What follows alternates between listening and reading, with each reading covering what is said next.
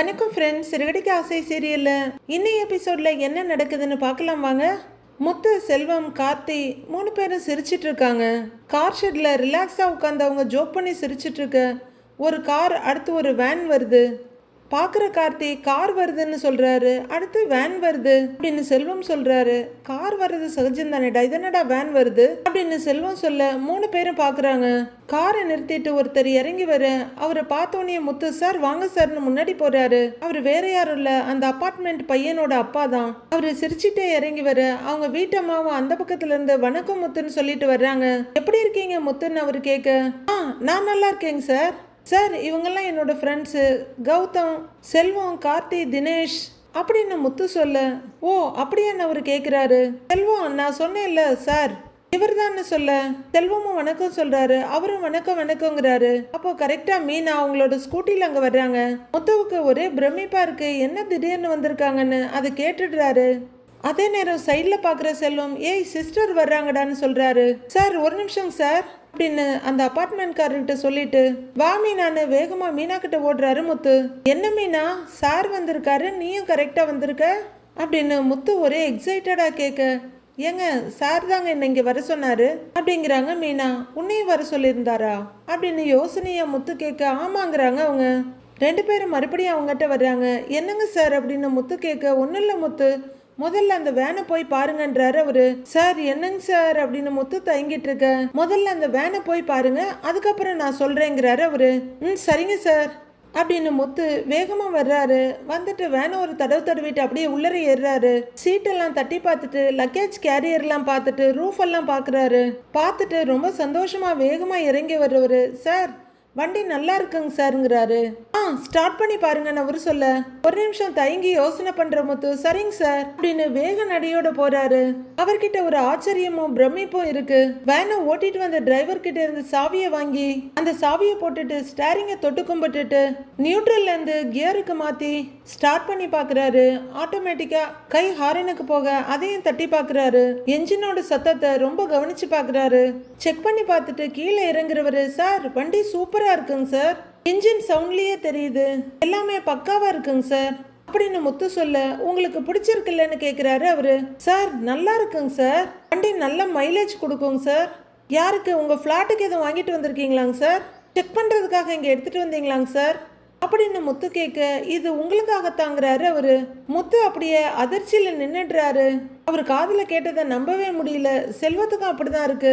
மீதி இருக்கவங்களும் அப்படியே ஆச்சரிய அதிர்ச்சியோட பாக்குறாங்க. சார் என்னங்க சார் சொல்றீங்க அப்படின்னு முத்து கேட்க, நான் தான் அன்னைக்கே சொன்னேனே முத்து, நம்ம ஃப்ளாட்ல நிறைய பேருக்கு ஆஃபீஸ் போக தேவைப்படும், டூர் போவாங்க, அப்புறம் கோவில் ட்ரிப் எல்லாம் போவாங்க அப்படிங்கிறாரு அவரு. ஆமாம் முத்து, எங்கள் ஃப்ளாட்டில் இருக்க லேடிஸ் எல்லாம் சேர்ந்து மாதத்துக்கு 2 தடவையாவது மேல்மருவத்தூர், வடலூர், திருவக்கரை காளியம்மன் கோயில், பழனி முருகன் கோவில்னு அடிக்கடி போவோம் அப்படின்னு அந்த லேடி சொல்ல, உங்களுக்கு ஃப்ளாட்டில் அடிக்கடி நிறைய சவாரி வரும், எல்லாமே உங்களுக்கே கொடுக்க சொல்லிடுறேன்னு அந்த ஃப்ளாட் பையனோட அப்பா சொல்கிறாரு. முத்துவுக்கு நம்பவே முடியல, ஆனாலும் ஏற்றுக்கிறதுல ரொம்ப தயக்கம் இருக்கு. சார் பழைய சினிமாலெல்லாம் கடவுள் திடீர்னு கண்ணு முன்னாடி வந்து நின்று என்ன வரம் வேணும்னு கேளுன்னு சொல்லுவாங்க சார், அது மாதிரி எனக்கு என்ன வேணுமோ அதோட வந்து நிக்கிறீங்க சார் அப்படின்னு தழுதழுத்த குரல்ல சொல்றாரு முத்து.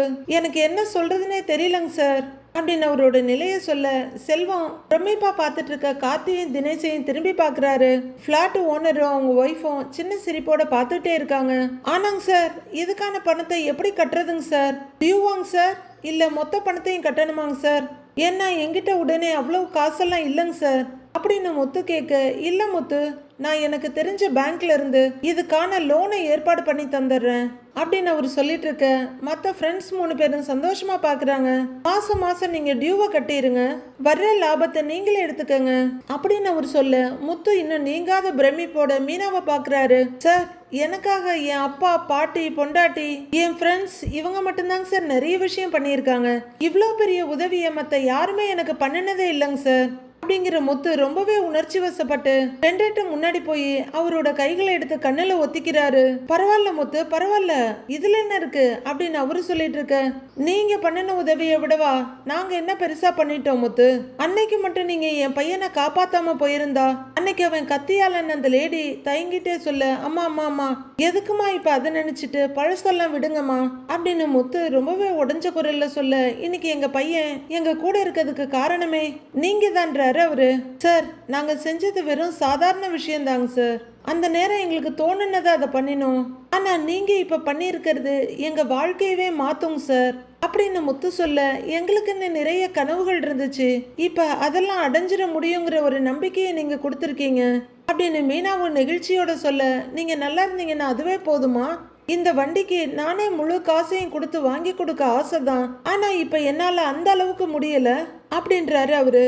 சார், இப்ப நீங்க பண்ணியிருக்கிறது ரொம்ப பெரிய விஷயம்தான் அப்படிங்கிறாங்க மீனா. ஆமாங்க சார், நாங்கெல்லாம் பேங்க்ல லோன் கேட்டு போனா சைக்கிள் வாங்க கூட லோன் கொடுக்க மாட்டாங்க, ஆனா உங்களால தான் லோனும் கிடைக்குது வேனும் கிடைக்குதுங்க சார் அப்படின்னு முத்து சொல்ல, சரிப்பா, நான் லோனுக்கான ப்ராசஸ் எல்லாம் ஆரம்பிச்சுட்டு அதுக்கப்புறம் உங்களை கூப்பிடுறேன், நாம ப்ரொசீஜர்ஸ் எல்லாம் முடிச்சிடலாம் அப்படின்னு அவரு சொல்ல, சரிங்க சார் சரிங்க சாருங்கிறாரு முத்து. அப்ப நாங்க வர்றோம்ப்பா அப்படின்னு அவரு கையை நீட்ட முத்து அவரோட கையை பிடிச்சிக்கிறாரு. பேங்க் ப்ராசஸ் எல்லாம் முடிஞ்சதுக்கு அப்புறம் வேன் உங்க கைக்கு வந்துடும் அப்படின்னு பிளாட்காரர் சொல்ல, நன்றிங்க சார், ரொம்ப நன்றிங்க சார் அப்படின்னு முத்து சொல்ல, ரொம்ப நன்றிங்க மேடம்னு மீனாவும் சொல்றாங்க. வரோம் முத்து, வரோமா அப்படின்னு ரெண்டு பேரும் கிளம்ப முத்து அவங்களுக்கு கார் கதவை திறந்து விடுறாரு. ரெண்டு பேரும் கார்ல கிளம்பிடுறாங்க. முத்து திரும்பி வேனை பார்க்க வேன் எடுத்துட்டு வந்து ஒரு ஸ்டார்ட் பண்ணி எடுத்துட்டு போயிட்டு இருக்காரு. முத்து ஏக சந்தோஷத்தோட, மீனா கைய குடு மீனா, இதுக்கெல்லாம் காரணமே நீதான் அப்படின்னு உற்சாகமா சொல்றாரு. நான் என்னங்க பண்ணேன்னு மீனா கேட்க, மீனா நீதான் இந்த பிளாட்ல போய் கடைய போட்ட, அவங்க பையனை காப்பாத்துறதுக்கு ஐடியா கொடுத்ததும் நீதான், உன்னால என் வாழ்க்கையில எனக்கு எல்லாமே நல்லதா தான் நடக்குது அப்படின்னு சந்தோஷமா சொல்ல, டேய் முத்து, 2 காருக்கு ஓனரா இருந்த நீ இப்ப வேனுக்கும் ஓனர் ஆயிட்ட, வாழ்த்துக்கள்டா வாழ்த்துக்கள் அப்படின்னு சந்தோஷமா விஷ் பண்றாரு செல்வம். வாழ்த்துக்கள் முத்து அப்படின்னு கார்த்திக் சொல்ல, தினேஷ் உரிமையா கையை இழுத்து பிடிச்சி வாழ்த்துக்கள் முத்துங்கிறாரு. தேங்க்ஸ் தேங்க்ஸ் தேங்க்ஸ்டா அப்படின்றாரு. டேய் முத்து, அந்த வேனை யாருக்கு ஓட்ட கொடுக்க போற அப்படின்னு செல்வம் கேட்க, நம்ம கார்த்தி வண்டி இல்லாம தானேடா இருக்கான், அவனுக்கு கொடுக்கலாம் அப்படின்னு முத்து சொல்ல, கார்த்தி புன்னகையோட பாக்குறாரு.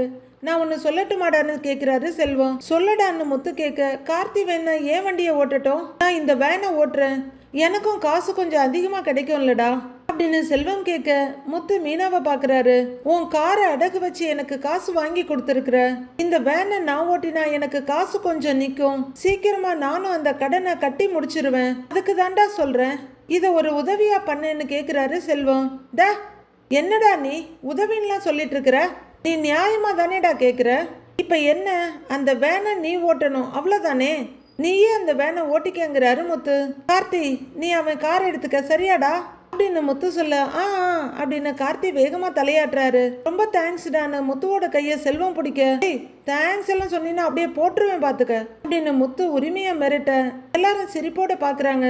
மீனா சிஸ்டர், நல்லவன் ஒருத்தன் வாழ்க்கையில உயர்ந்தா கூட இருக்கவங்களும் சேர்ந்து உயர்வாங்கன்னு சொல்லுவாங்க, முத்து வாழ்க்கையில நீங்க வந்ததுக்கு அப்புறம் தான் அவன் முன்னேறிக்கிட்டே போறாங்கிறாரு செல்வம். அது என்னமோ உண்மைதான்டான்னு முகம் முழுக்க புன்னகையோட ஒத்துக்கிறாரு முத்து. ஏங்க, உங்களை கல்யாணம் பண்ணதுக்கு அப்புறம் தான் நானே வாழ்க்கையில இவ்வளவு முன்னேறி இருக்கேன் அப்படின்னு மீனா சொல்ல எல்லாரும் சிரிக்கிறாங்க. புருஷன் முண்டாட்டி 2 பேருக்குள்ள விட்டு கொடுத்துக்கவே மாட்டீங்களே அப்படின்னு கார்த்தி சொல்ல, டேய் டேய் அப்படின்னு கார்த்தியை கிச்சு கிச்சு மூட்டிட்டு இருக்காரு செல்வம். எல்லாரும் சிரிச்சிட்டு இருக்க தூரத்துல இருந்து ஹலோ முத்து அப்படின்னு சத்தம் கேக்குது. எல்லாரும் திரும்பி பார்க்க அங்க நம்ம மிஸ்டர் பிஏ தான் நிக்கிறாருங்க. யாரு இருந்தாலும் நமக்கு முன்ன பின்ன கூட தெரியாது, பேரை சொல்லி இவ்வளவு உரிமையா கூப்பிடுறாரு அப்படின்னு முத்து திகைப்பா பார்க்க சிரிச்சிட்டு இருந்த அவங்க ஃப்ரெண்ட்ஸும் சிரிப்பெல்லாம் நிறுத்திட்டு சீரியஸா அவரை பாக்குறாங்க. எல்லாரும் மெதுவா பிஏ முன்னாடி வந்து நிக்கிறாங்க. முத்து அவரையே பார்த்துக்கிட்டு இருக்க கொஞ்சம் கொஞ்சமா அவருக்கு ஞாபகம் வருது. ரோகிணி கல்யாணத்தப்ப பிஏ இவரோட கார்ல தான் வந்திருக்காரு. அவர் போன்ல ரொம்ப மோசமா பேசிட்டு போக கடுப்பாகிற முத்து காரை ஓரமா நிறுத்திட்டு இறங்கி வந்து பின்னாடி உட்கார்ந்து இருந்த பிஏவை பிடிச்சி வண்டியை விட்டு வெளியே இழுக்கிறாரு. இறங்கின உடனே அவரோட சட்டையை கொத்தா பிடிக்க, ஏய் என்ன சட்டையெல்லாம் பிடிக்கிற அப்படின்னு பிஏ மிரட்டலா கேட்க, ஆமாமா சட்டையெல்லாம் பிடிக்க கூடாதுல்ல, சாரிங்க சார் அப்படின்னு தட்டி விட்டுட்டு பலார்னு ஒரு அறை விடுறாரு. ஏண்டா பொண்ணுங்கன்னா உனக்கு அவ்வளவு இலக்காரமா போச்சா? எவ்வளவு கேவலமா பேசுற நீ? பெரிய மைனர் இவரு. ஏண்டா நீ கூப்பிட்டா எல்லா பொண்ணுங்களும் வந்துருவாங்களாடா அப்படின்னு 4 அடி போட்டு சட்டைய கொத்தா பிடிச்சிட்டு கேட்க, ஏய் விடுறான்னு பிஏ கத்துறாரு. ஏய் ஒரு பொம்பளை வயித்துல தானேடா நீயும் பிறந்த, உங்க அம்மா தங்கச்சிய பத்தி இப்படி பேசுவியா நீ அப்படின்னு கேட்க, உனக்கு என்னடா நான் உன்னோட அக்கா தங்கச்சிய பத்தியா பேசுறேன் அப்படின்னு பிஏவும் கத்துறாரு. ஒரு அப்பனுக்கு பிறந்த எவனும் பொண்ணை பத்தி பேசுறத தப்பா பேசுறத எவனும் கேட்டுட்டு இருக்க மாட்டான். உன்னெல்லாம் வாயிலேயே போடணும்டா, வாயிலேயே போடணும் அப்படின்னு முத்து முஷ்டி பிடிச்சி குத்துனது ஞாபகத்துக்கு வந்துடுது அவருக்கு. இன்னொரு டைம் மிஸ்டர் பிஏ அவரோட பைக்ல ஒரு பாட்டியை இடிச்சிட்டு போக முத்து ஓவர்டேக் பண்ணி அவரை தடுத்து நிறுத்தி, ஏண்டா பைக்ல வந்தா கண்ணு தெரியாதா உனக்கு அப்படின்னு சட்டையை கொத்தா பிடிச்சி சப்பு சப்புன்னு 4 அறை விட்டது ஞாபகத்துக்கு வருது. முத்துக்கிட்ட இருந்து அடி வாங்குறதுல இருந்து தப்பிக்கணும்னு ஓடுற பிஏ தான் ஒரு வண்டியில அடிபட்டு கொஞ்ச நாள் கோமாவுல கிடந்தாரு. முத்துவுக்கு இந்த 2 இன்சிடென்ட்டும் ஞாபகத்துக்கு வந்ததும், ஏய் நீ அந்த 2 தடவை வாங்கி கட்டினியே அவன் தானேன்னு கேட்க, ஆமாங்க பாஸ் மறக்காம இருக்கீங்களேங்கிறாரு பிஏ. இப்பவாவது திருந்தனியா இல்லையான்னு முத்து கேட்க, நான் பாட்டியை இடிச்ச கேஸ்ல ஜெயிலுக்கு போயிட்டு வந்ததுக்கு அப்புறம் வேலையே இல்ல அப்படின்னு பிஏ சொல்ல, என்ன வேலை கேட்டு வந்தியான்னு கேக்குறாரு முத்து. இல்ல முத்து, உன் வீட்டுல இருக்க ஒரு ஆளை பத்தி உண்மையை சொல்ல வந்த அப்படின்னு பிஏ சொல்ல, குழப்பமான முகத்தோட, ஏன் வீட்டுல இருக்க ஆளை பத்தியா? யார பத்தின்னு கேக்குறாரு முத்து. உன் அண்ணி ரோஹிணி இருக்காங்கல்ல அவங்கள பத்தி தான் அப்படின்னு பிஏ படு சீரியஸா சொல்லிட்டு இருக்க, அவரை ஏற இறங்க ஒரு பார்வை பார்த்துட்டு அதை பத்தியா அப்படிங்கிற முத்து திரும்பி மீனாவை பார்க்க, மீனா அவங்க ஃப்ரெண்ட்ஸு எல்லாரும் முத்து பக்கத்துல வர்றாங்க. என்ன உண்மை அப்படின்னு அவர் கேட்க, அவங்க உங்க குடும்பத்தையே ஏமாத்தி இருக்காங்க முத்து, அவங்க பேர் ரோஹிணி இல்ல கல்யாணி அப்படின்னு பிஏ படு சீரியஸா சொல்ல, முத்து மீனாவை திரும்பி பாக்குறாரு. இருந்தாலும் எதையும் காட்டிக்காம கல்யாணியா அப்படின்னு முத்து கேட்க, ஆமா ஷாக்கா இருக்குல்ல, இதை விட ஷாக்கிங் நியூஸ் இன்னொன்னு சொல்றேன், அவங்களுக்கு முன்னாடியே கல்யாணம் ஆயிடுச்சு அப்படின்னு பிஏ சொல்ல, ஒண்ணுமே தெரியாம இப்பதான் முதல் தடவையா கேட்கிற மாதிரி முத்து அதிர்ச்சியோட மீனாவை திரும்பி பார்க்க, மீனாவும் அதே அதிர்ச்சியை முகத்துல காட்டுறாங்க. அப்படியா என்ன சொல்றேன்னு முத்து கேட்க, கல்யாணம் ஆயிடுச்சா அப்படின்னு அவர் கேட்க, ஆமாப்பா இதுக்கு மேலேயும் இருக்கு, அவங்களுக்கு வளர்ந்த பையன் ஒருத்தன் இருக்கான் அப்படின்னு பிஏ சொல்ல, பையன் இருக்கானா அப்படின்னு ஹார்ட்ல கைய வச்சுக்கிறாரு முத்து. அது யாருன்னு தெரிஞ்சா பயங்கர ஷாக் ஆயிடுவார் அப்படின்னு பிஏ அவரோட வேர்ட்ஸ்ல சுவாரஸ்யத்தை கூட்டிக்கிட்டே போக, யார் அந்த பையன் அப்படின்னு பயமா அதிர்ச்சியமா கேக்குறாரு முத்து. உங்க வீட்டுல கிருஷ்ணன் ஒரு பையன் இருக்கான்ல, அவன் ரோஹிணிக்கு பிறந்த பையன் அப்படின்னு பிஏ சொல்ல, ஐயோ ஐயோ ஐயோ அப்படின்னு முத்து தலைக்கு மேல கைய வச்சிட்டு அதிர்ச்சி தாங்க முடியாம நடக்கிறாராம். இந்த அதிர்ச்சியெல்லாம் பிஏ ரொம்ப ரசனையோட பார்த்துட்டு இருக்காரு. அட ஆஃப் பாயில் மிஸ்டர் பிஏ, அரத பழசான நியூஸை கொண்டு வந்து அதை இவ்வளோ சீரியஸா நீங்க சொல்ல, அதுக்கு இதுங்க கொடுக்குற ரியாக்ஷன் தாங்க முடியலப்பா. யாரா இவன் கார்த்திக் கேட்க, என்னடா இவன் செத்து புதைச்ச நியூஸ் எல்லாம் தூக்கிட்டு வந்து சொல்லிக்கிட்டு இருக்கான்னு செல்வமும் சொல்றாரு. மீனா அதிர்ச்சியோட பார்த்துட்டு இருக்க, திரும்புற முத்து ஒரு பார்வையா மீனாவை பார்த்துட்டு பிஏ கிட்ட திரும்புறாரு. நீங்க சொல்றதெல்லாம் உண்மையான முத்து அதிர்ச்சியோட கேட்க, ஆமாப்பா அம்மா சத்தியமா உண்மை அப்படின்னு பிஏ சொல்ல, இதெல்லாம் உனக்கு எப்பப்பா தெரியுங்கிறாரு முத்து. அவங்க பார்லர் வேலை பார்க்க வந்த மேடத்துக்கிட்ட நான் பிஏவா ஒர்க் பண்ணேன், அவளால தான் என் வேலையே போச்சு அப்படின்னு பிஏ சொல்லிட்டு இருக்க, மீனாவுக்கு ஒரு இன்சிடென்ட் ஞாபகம் வருது. ஒரு நாள் ரோஹிணி கண்ணீரோட கிருஷ கடத்திட்டாங்க மீனா அப்படின்னு சொல்ல, மீனா அதிர்ச்சியோட என்ன சொல்றேன்னு கத்துறாங்க. திரும்பவும் அந்த சிந்தாமணி ஆளுங்க தான் கடத்தினாங்களா, அத்தை சொல்லிதான் இதெல்லாம் பண்ணாங்களா நினைச்சேன்னு மீனா சொல்ல, அது அவங்க ஆளுங்க இல்ல மீனா, வேற ஒருத்தன் பண்ணியிருக்கான் அப்படின்னு ரோஹிணி அழுதுகிட்டே சொல்ல, யாருன்னு சொல்லுன்னு கத்துறாங்க மீனா. என் கிளையண்ட் ஒருத்தங்களோட பிஏ இருக்கான், அவனுக்கு என்ன பத்தின எல்லா உண்மையுமே தெரியும் அப்படின்னு ரோஹிணி சொல்ல, எல்லா உண்மையும்னா அப்படின்னு மீனா சந்தேகமா கேக்குறாங்க. கிருஷ் ஏன் பையன் தான் அவனுக்கு தெரியும், அந்த உண்மையை வீட்டுல சொல்லிடுவேன்னு ரொம்ப நாளா மிரட்டிக்கிட்டு இருக்கான் அப்படின்னு ரோஹிணி சொல்ல, நீ என்ன புது கதை சொல்லிட்டு இருக்கன்றாங்க மீனா. அவனுக்கு எப்படி தெரியும், அவன் எதுக்கு உன்னை மிரட்டணும் அப்படின்னு மீனா சில்லுவண்டு மாதிரி கத்திட்டு இருக்க, நான் என்னோட கிளையண்ட் வீட்டுக்கு போகும்போதெல்லாம் அவன் என்கிட்ட தப்பா மிஸ்பிஹேவ் பண்ண ட்ரை பண்ணுவான் அப்படின்னு ரோஹிணி சொன்னது மீனாவுக்கு ஞாபகத்துக்கு வந்துடுது. பயங்கர கடுப்போட பிஏவை முறிச்சிட்டு இருக்காங்க. இந்த விஷயம் உனக்கு எத்தனை நாளா தெரியுங்கிறாரு முத்து. எனக்கு ரொம்ப நாளா தெரியும்னு அவர் பிஏ சொல்ல, ஏன் இவ்வளவு நாளா என்கிட்ட வந்து சொல்லவே இல்லைங்கிறாரு முத்து. நான் ஓப்பனாவே சொல்றேனே, நான் ரோஹிணி அளவுக்கு கெட்டவன் கிடையாது, இருந்தாலும் அவளால தான் என் வேலை போச்சுன்னு இந்த உண்மையை வச்சு அடிக்கடி அவகிட்ட பணம் வாங்கிட்டு இருந்தேன். அப்படின்னு பிஏ சொல்ல ஓ அப்படின்னு பாக்குறாரு முத்து. அவர் அப்படியே ஒரு கண்ணால மீனாவை பார்க்க மீனாவும் பயங்கர கடுப்போட பார்த்துட்டு இருக்காங்க. ஓ அப்ப பிளாக்மெயில் பண்ணிட்டு இருந்திருக்கிறேன்னு முத்து கேட்க அவளால வேலை போச்சு அதனால தாங்கிறாரு பிஏ. நான் தான் ரவுடி, நானும் ரவுடி தான், நான் தான் அதை பண்ணினதுன்ற மாதிரி எல்லா வாக்குமூலத்தையும் கொடுத்துட்டு இருக்காரு பிஏ. ஆடு தானா வந்து சிக்கின மாதிரி சிக்கிட்டாரு அவரு. அம்மா இப்ப எதுக்கு இதெல்லாம் வந்து என்கிட்ட சொல்லிட்டு இருக்கேன்னு கேக்குறாரு முத்து. ஒன் டைம் செட்டில்மெண்ட்டா பணம் கேட்டேன், பணம் கொடுக்க மாட்டேன்னு சொல்லிட்டா அப்படின்னு பிஏ சொல்ல. ஏண்டா மேய்க்கிறது எருமை, இதுல பெருமை வேறையாடா உனக்கு அப்படிங்கிற மாதிரி முத்து ஒரு முறை முறைச்சிட்டு மீனாவை பார்க்க அவங்க இன்னும் முறைச்சிட்டு தான் இருக்காங்க. நீ பாவம் இல்ல, இவ்வளோ பெரிய உண்மையை என்கிட்ட சொல்லாம இருந்திருக்கிற, இது நியாயம் இல்லைல்ல, தப்பு அப்படின்னு பிஏவுக்கு ஏத்த மாதிரி பேச அவ தரமாட்டேங்கிறாப்பா. இத்தனை நாள் அவ வாழ்க்கையை காப்பாத்துன, இப்ப திமிரா பேசுறா, முடிஞ்சா பண்ணுன்னு சொல்றா அப்படின்னு பிஏ சொல்லிட்டு இருக்க. ஓகே உனக்கு இன்னைக்கு ஒரு பொங்கலை போற்ற வேண்டியதுதான் அப்படிங்கிற மாதிரி மீனா பார்க்க. ஓகேடா இன்னைக்கு நம்ம செம்ம என்டர்டெயின்மெண்ட்டுக்கு ரெடி ஆகிக்க வேண்டியதான்ற மாதிரி செல்வமன் கோ பாக்குறாங்க. இதுக்கு மேல எனக்கு பணம் வேண்டாம், அவ திமிரு அடங்கணுங்கிறாரு பிஏ. அது எப்படிப்பா அப்படின்னு முத்து யோசனையா நடக்க. உங்க குடும்பத்தை ஏமாத்தி இருக்கா, இதுக்கப்புறம் அவளை எப்படி வீட்டுல வச்சிருப்பீங்க, வீட்டை விட்டு விரட்டுங்க, அவ நடுத்தெருவுக்கு வரணும், அதை நீ தான் செய்யணும் அப்படின்னு முத்துக்கிட்ட வீரவசனம் பேசிட்டு இருக்காரு பிஏ. கரெக்ட், அவ எங்களை ஏமாத்தி இருக்கா, அவளை வெளியில தான் அனுப்பணும் அப்படின்னு முத்து சொல்ல. உன் குடும்பத்துக்கே நான் நல்லது பண்ணியிருக்கேன், நீயா பார்த்து ஏதாவது கொடுத்தா ஓகே தான்ப்பா அப்படின்னு பிஏ வாய விடுறாரு. என்னப்பா நீ இவ்வளோ பெரிய ரகசியத்தை ஃப்ரெஷ்ஷா வந்து சொல்லியிருக்கிற, உனக்காக எதுவும் பண்ணாம இருப்பனா அப்படிங்கிற முத்து செல்வம்னு கூப்பிட. முத்து அப்படின்னு சந்தோஷமா வந்து நிக்கிறாரு செல்வம். சாரு பெரிய விஷயத்த சொல்லியிருக்காருல்ல அப்படின்னு முத்து சொல்ல. அப்படின்னு வேகமா தலையாட்டுறாரு செல்வம். அதுக்காக அவருக்கு நாம தரமா ஏதாவது செய்யணும் அப்படின்னு சொல்ல. செஞ்சுட்டா போச்சு அப்படின்னு செல்வம் சொல்ல சந்தோஷமா பார்த்துட்டு இருக்காரு பிஏ. ஷெட்ல இருக்க ரூம்ல சார உட்கார வையே, நான் வந்துடுறேங்கிற முத்து. செல்வம் ஓகே ஓகேன்னு தலையாட்டினதும் லைட்டா எட்டி பார்த்து சார் நீங்க போங்க சார் அப்படிங்கிறாரு முத்து. என்னப்பா பேங்க் போறியான்னு கேட்க சிரிக்கிற முத்து. ஆமாம்மா பேங்க் தான் போறேன்னு சொல்ல. மீனா வர்ற சிரிப்பை அடக்க முடியாம வேற பக்கம் திரும்பிக்கிறாங்க. கார்த்தி ஓப்பனா சிரிச்சிட்டு இருக்க. தினேஷ் டேய் மஞ்சமாக்கா, பெங்களூர் தக்காளி மாதிரி பல தலன்னு வந்திருக்க, போகும்போது விருதுநகர் பிச்சு போட்ட பரோட்டா மாதிரி தான் போற அப்படின்னு பார்த்துட்டு இருக்காரு. ஆமாமாங்க சார் நான் பேங்க் தான் போறேன், நீங்க உள்ளர வெயிட் பண்ணுங்கன்னு முத்து சொல்ல. புன்னகை மன்னனா பாக்குறாரு பிஏ. சார் வாங்க சார் ப்ளீஸ் கம் போலாங்கிறாரு செல்வம். அப்படின்னு பிஏ செல்வத்து கூட நடக்க, கூடவே கார்த்தியும் தினேஷும் சந்தோஷமா போறாங்க. சார் வாங்க சார் கூச்சப்படாதீங்க சார் வாங்க சார் அப்படின்னு அந்த ஷெட்ல இருக்க ஒரு ரூம்குள்ள பிஏவை அனுப்புறாரு செல்வம். பிஏ உள்ளர போயிட. ஏன்பா ஆபீஸ் ரூமும் ரெடி, அடி வாங்குறதுக்கு ஆளும் ரெடி, அடிச்சு துவைச்செடுக்க நீ போலியாங்கிற மாதிரி முத்துவை பாக்குறாரு அவரு. பாத்தியா மீனா காலாவதியான நியூஸ் எடுத்துட்டு வந்து காசு கேக்குறான் அப்படின்னு முத்து கேட்க.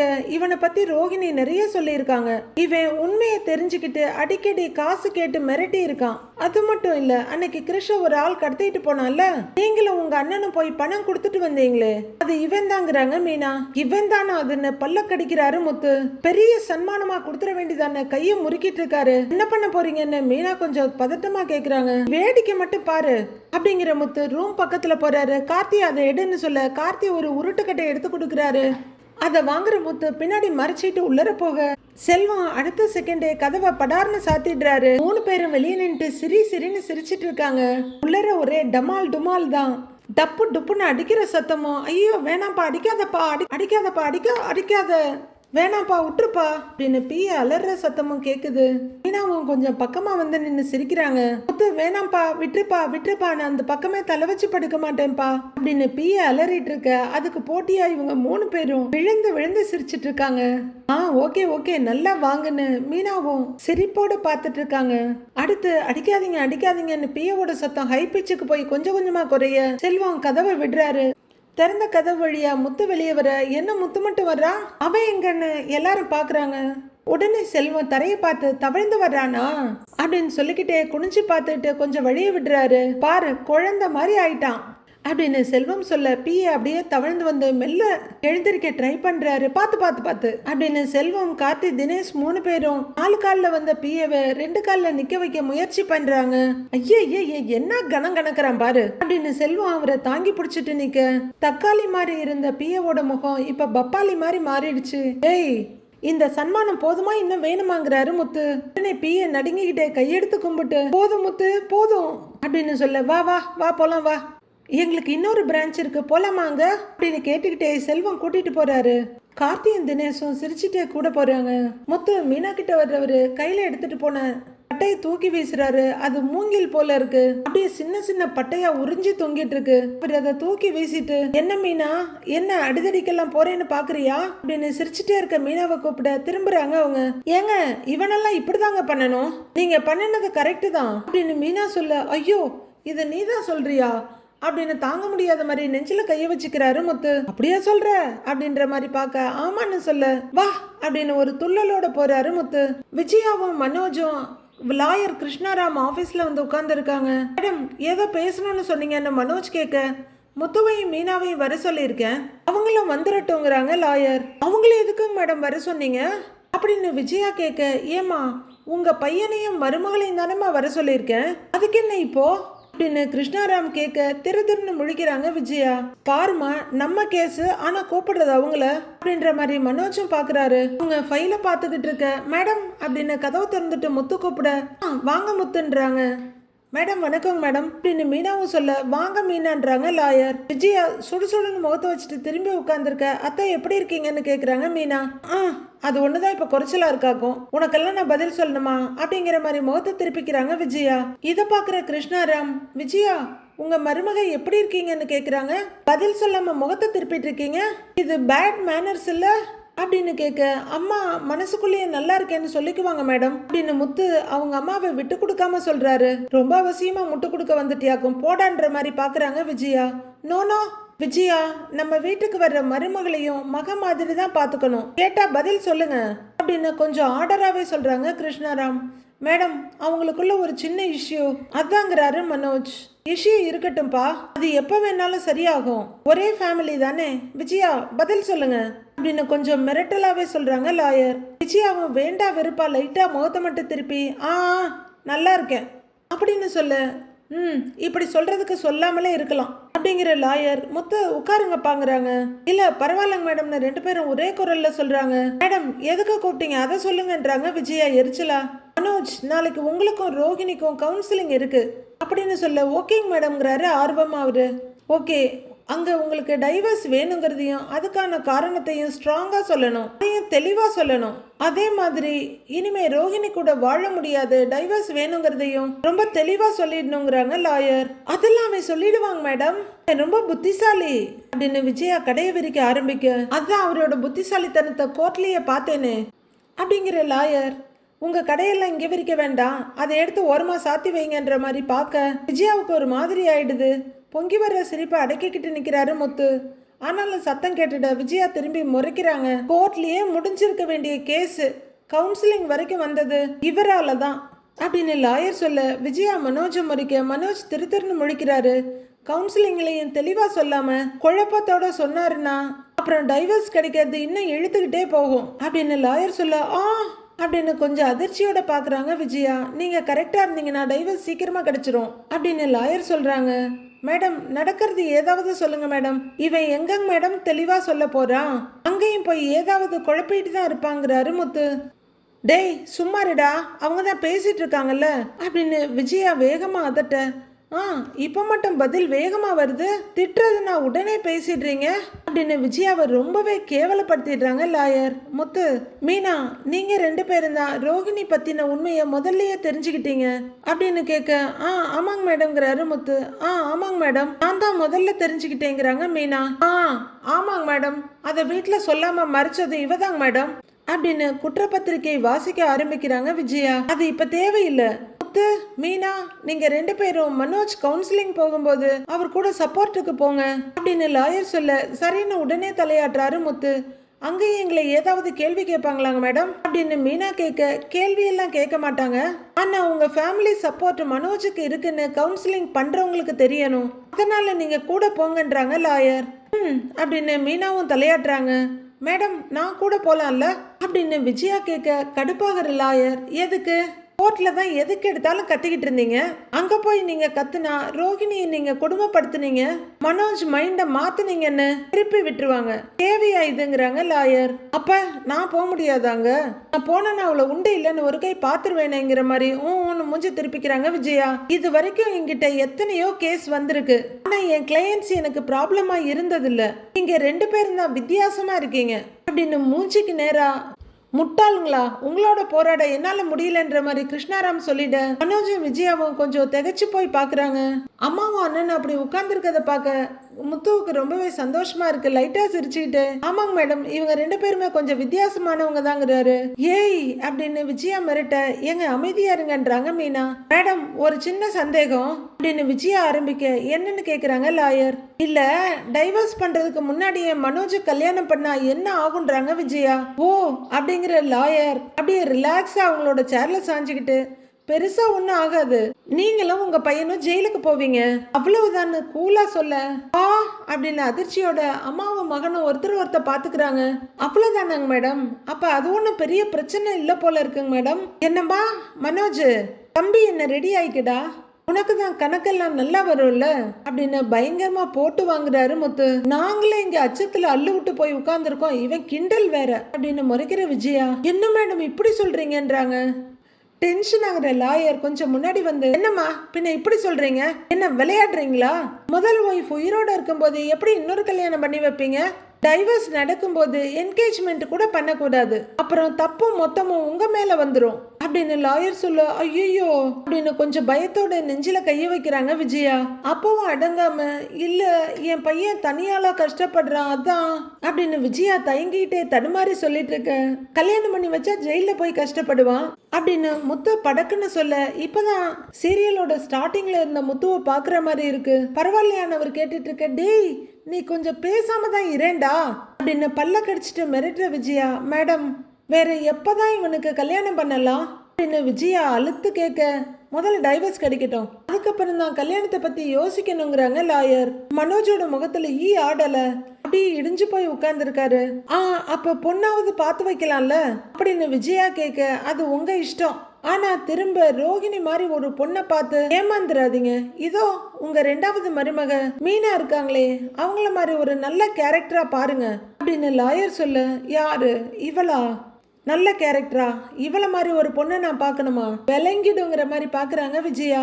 பெருமையோட மீனாவை பார்க்க மீனா சாதாரணமா தான் நிக்கிறாங்க. இப்ப கூட பாருங்க, மனோஜ் டைவர்ஸ்க்காக அவங்க வந்து நிக்கிறாங்க, ஃபேமிலிக்காக சப்போர்ட்டிவா இருக்காங்க அப்படின்னு லாயர் சொல்லிட்டு போக, ஆமா இவ சப்போர்ட் இல்லைன்னா இங்க எதுவுமே நடக்காதாக்கும் அப்படிங்கிற மாதிரி பார்க்க முத்து பெருமையா நிக்கிறாரு. அவருக்கு மனசு சங்கடமாயிடுது. அதெல்லாம் புரிஞ்சுக்க வேண்டியவங்க புரிஞ்சுக்கலையே மேடம் அப்படின்னு முத்து சொல்ல, அவரும் முறைச்சிட்டு இருக்காங்க விஜயா.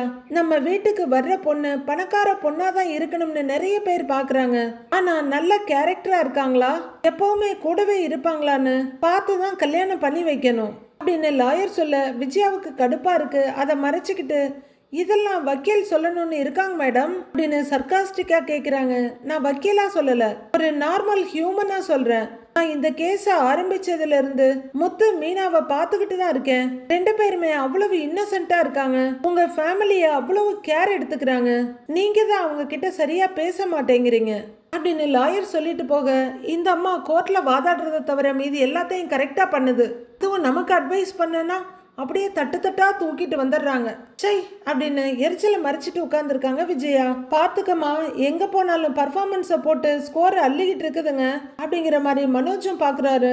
நீங்க உங்க பையனுக்கு பொண்ணு பாக்குறதுன்னா பாருங்க, ஆனா டைவர்ஸ் கிடைச்சதுக்கு அப்புறம் தான் மேரேஜ் பண்ணணும், அதுக்கு முன்னாடி பண்ணா நீங்க 2 பேரும் ஜெயிலுக்கு தான் போகணும், அதையும் பாத்துக்கோங்க அப்படின்னு விஜயாவோட அடிமனசுல இருந்த ஆசையில 5 லிட்டர் பெட்ரோலை ஊத்தி பத்த வச்சிடுறாங்க லாயர். விஜயா ரொம்பவே நொந்து போய் லைட்டா மனோஜ் பக்கம் திரும்ப, நீங்க சொல்றதெல்லாம் பார்த்தா எனக்கு இன்னொரு கல்யாணம் நடக்குமா அப்படின்னு அப்பாவியா கேக்குறாரு மனோஜ்.